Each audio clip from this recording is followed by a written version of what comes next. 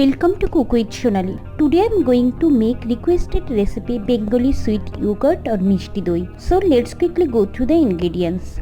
At first we need a heavy bottom pan, then add 500 grams of milk. Boil it in medium flame for about 8 to 10 minutes. Now add half cup of sugar and stir it well.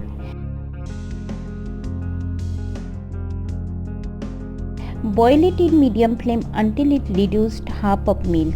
Stir it occasionally. Once the milk turns half and little thick, then take it out. In another pan, add half cup of sugar and let it melt. You will notice the sugar has started melting and it turns into brown color. Add 1 tablespoon of water and see, caramelized sugar is ready. Now add caramelized sugar into the milk.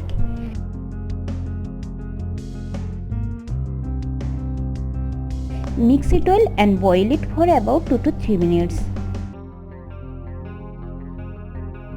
Now turn off gas flame and let it cool down little bit.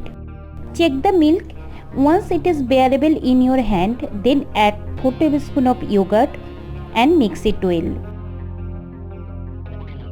Now pour the milk into a clay container or any glass container.